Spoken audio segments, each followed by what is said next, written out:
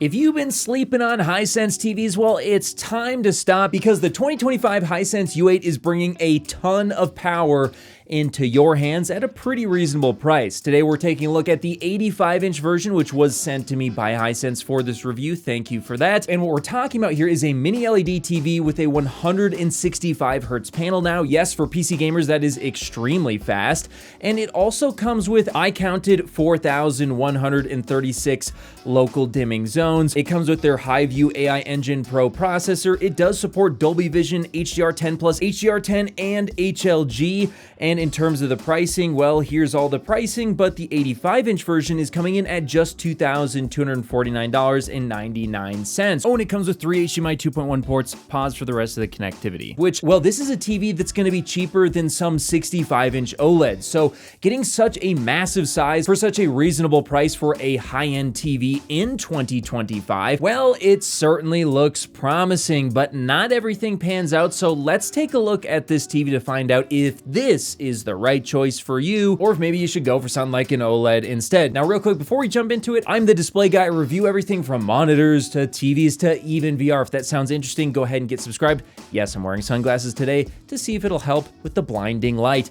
In any case, what should you expect out of this TV? Well, this should be depending on the size that you get. I'll go ahead and throw something up from Rtings to show that there's different panels for different sizes. The one that I'm reviewing is a VA panel, so you should expect actually really good contrast for a mini LED panel, and when you pair that with a lot of local dimming zones, well, actually, yes, the overall image quality should be far above something like a traditional LCD, but it won't quite reach the micro contrast of something like an OLED. But regardless, for TV watching and some light gaming, expect it to give you some really, really excellent imagery if it's done right. Is it? Well, let's start off with the color. So in terms of the color, overall, I did find that the colors were very bright, very vibrant, and it was able to pretty much produce realistic imagery for any movie that I would try and go ahead and throw at. It did definitely look very good, but how does it actually perform in terms of the testing, the technical measurements, which are so important to make sure that we're not going crazy? Well, let's go ahead and take a look at those portrait display CalMAN results, which, by the way, I'm part of the reviewer program. Links in the description, and also links in the description to this TV affiliate links if you're so inclined to pick one up. I mean, for the love of God!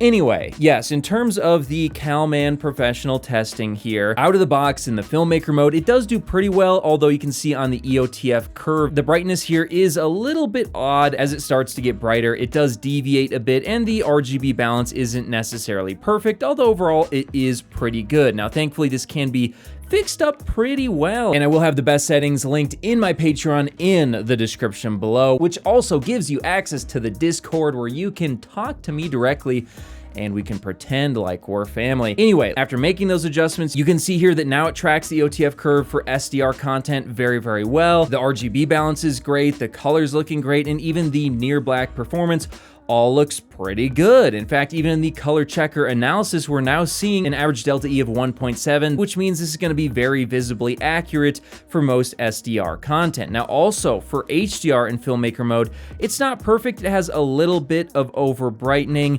Once again, it can be improved, and you can get some pretty dang good results here and RGB balance as well. And this does actually lead to an average delta E for the color checker here of around 7.3. Now, for the HDR color gamut coverage, I did see 81.4% UV, so this does give you a great color gamut for HDR as well. So the TLDR is, out of the box, it's pretty good. It has a few issues they can be very quickly fixed, and for the SDR performance, you're looking at, after those small fixes, very, very accurate performance. Some of the best that I've seen out of Hisense, so great stuff there. For HDR, it's a little bit worse, but it is still pretty good overall. It just has some slight inaccuracies with the HDR color checker results. Also, it can display an insanely large color gamut. So basically every single HDR movie, I'd be surprised if you could find hardly any that this thing couldn't accurately represent. It's almost getting to levels of QD-OLED, and that is very, very impressive to see. So I was pretty shocked by what Hisense was able to pull off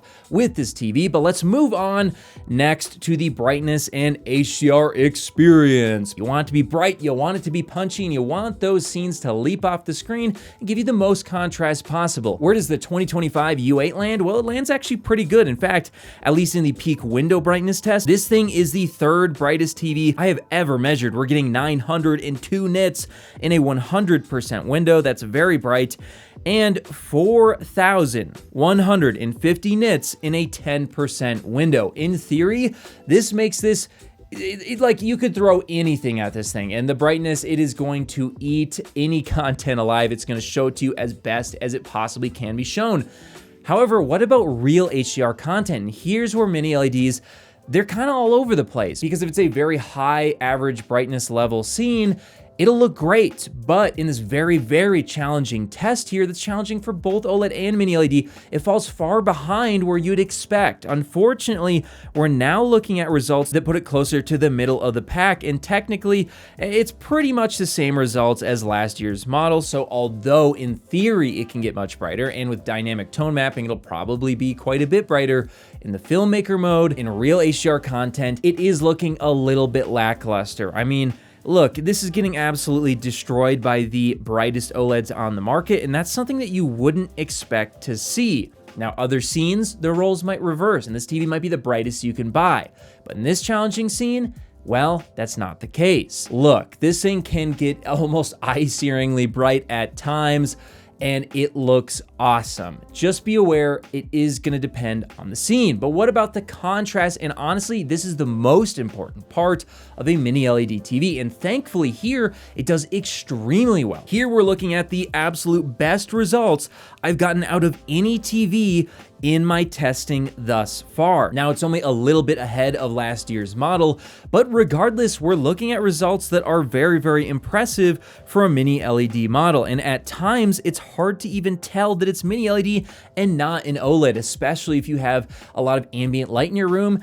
I think most people might not even notice when standing straight on and just watching regular HDR content. In gaming, yeah, it can be a little bit different, or if you're off angle, but this is very, very good stuff. And of course, in the micro contrast, it definitely falls behind. I mean, you compare it to an OLED, well, the larger window contrast, I'm seeing over 38,000 to 1, and still a pretty impressive 11,147 to 1 in the micro contrast, but an OLED's gonna get 1,000,000 to 1, or basically infinite to 1 in both those tests. So of course, an OLED will look better if they're side by side in a light controlled room. But a lot of people aren't in light controlled rooms, and that's why I personally run a Hisense mini LED in my main living room rather than an OLED. Now, I will say, although the contrast and the ambient light handling is very good, because it's still a mini LED, and although it does have, yes, many thousands of zones, well, it is gonna have some issues with blooming. And if you're in a dark room, it can be noticeable, especially if you're off angle. You can definitely see some very noticeable blooming, and all these companies that are making mini LEDs, they are trying to kind of get it across that blooming's been, you know, sort of solved in a way, it seems like, but look, it definitely has not been solved. Now, to be clear, in most environments, when you're looking at this TV straight on, you're unlikely to notice this blooming for the most part. But if you are in the dark, you'll see it. And if you're in the dark and off angle, you'll definitely see it. And this is something that it gets better and better every year, but it will exist.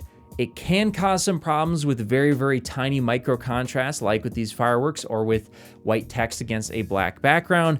And it is gonna be a while until this is pretty much solved, and we're just not quite there yet. And also, take a look at the ambient light handling. Sure, a QD OLED smashes this in terms of contrast in a dark room, but take a look at the bright room performance. With the lights on, I'm seeing results that are absolutely destroying QD OLED, with this thing coming in closer to some WOLED panels in terms of the minimum brightness that it can put out, or how well it can handle ambient light. That's very, very impressive, meaning again, in a bright room, mini LED can be a great choice, especially if you're mostly just watching movies. But now it's time to talk about gaming, and woo, scary, because yes, mini LED often suffers here. Does this? Well, it depends. In terms of the latency, this is actually the strongest result I've gotten out of any Hisense TV to date. In fact, it's right up there with the fastest OLEDs on the market today, barely behind the LG G5 OLED.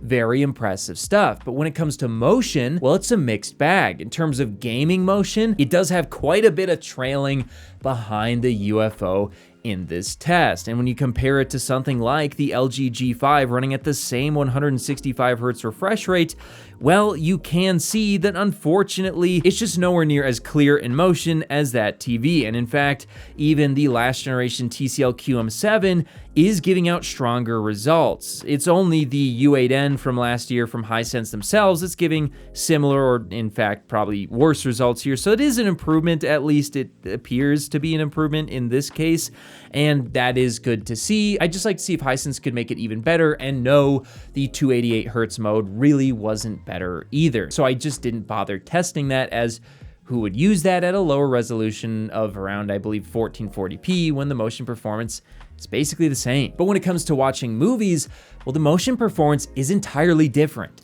Here's where Hisense does really well. In fact, as much as people say that Sony has the best motion on the market, and hey, look, in some cases, that could be true, well, I think people do sleep on Hisense. And in fact, in terms of overall motion interpolation, they might just get the nod from me as actually having the best motion interpolation on the market. Now, if you go over about 5 on DJutter, you might run into some issues. However, if you leave it at 5 or less, you can get some great motion interpolation, cleaning up some low frame rate footage without hardly any noticeable issues on your screen. I barely ever saw any artifacting, and this is something that Hisense does a really good job on, and it seems like they're only getting better every year. Something that I think they should be getting more praise for, as it's a huge deal for me, especially if I'm watching something like anime that could be very low frame rate and quite jarring after coming off playing games at 60, 120, or 240 Hz. Now, as for the text clarity and subpixel layout, it does look like it's blue, green, red once again, so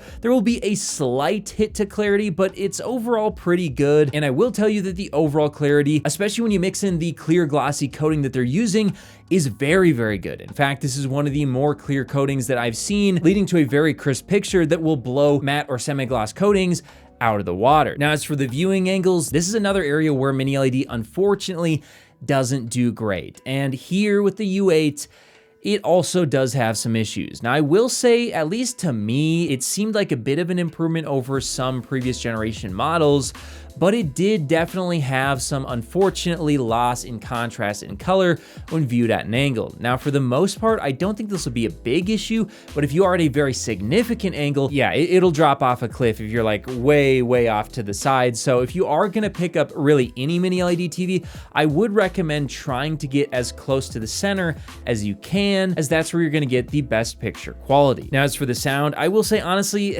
it's okay. It can get pretty loud, which I guess is nice without too much distortion, but it does have some pretty weak mids and bass, and overall, I felt like the clarity, it wasn't bad, but it wasn't great either. It was just okay. Now, I can thankfully report that I ran into no issues using this TV, and another thing that I think Hisense needs to get more credit for is that their menu is insanely good. They're using a Google operating system, and that paired with their processor, well, it leads to insanely fast navigation, and I do believe that this is the fastest, the most responsive, and the best user experience that I've seen out of any TV on the market. And this kind of goes, I would say, at least for their high-end TVs, everything that I've reviewed so far, for pretty much all of them. They do just such a great job of making it a good user experience, and I cannot say the same for some other competing operating systems that are on the market today. So great job there, and it's also very intuitive. So what do I think about the 2025 Hisense U8QG? Well, I'll tell you this much. For a Mini LED TV, at the price that it's currently at, it's certainly very impressive. It's got its pros and it's got its cons, but I think it's got a lot more pros than cons, honestly. I mean, this thing, first of all, of course, great price. You can get it at huge sizes, including up to 100 inches. It's got great latency. It's got great contrast for a Mini LED. It's got probably the best user experience that I've seen on the market, and it's got great motion interpolation on top of all that. And of course, the accuracy was pretty decent out of the box too, meaning the colors and the brightness and everything, well, it lines up pretty much where it should be. There's nothing majorly wrong. So this really is a very good TV. TV, but of course it does come with its cons as well. The viewing angles, well, they're not great, and of course the motion performance isn't super awesome either. And of course it's not going to match up to the contrast, or especially the micro contrast that's available on something like an OLED. But in a bright room, I do really think it does a very good job, especially considering its very strong ambient light handling results. So as a whole, I do think this is one of the best mini LED TVs that I have reviewed thus far. And in terms of a score, what I'd give this, it's kind of tough because I think I'm kind of hemming and hawing between an 8 or a 9 out of 10. This is an awesome TV. I can definitely highly recommend it. In fact, I'll give it my highly recommended award as well. And again, if you're interested in picking one up, I'll have affiliate links in the description below so you can buy one at its currently reduced price. And for everything else display related, make sure to get subscribed here on The Display Guy.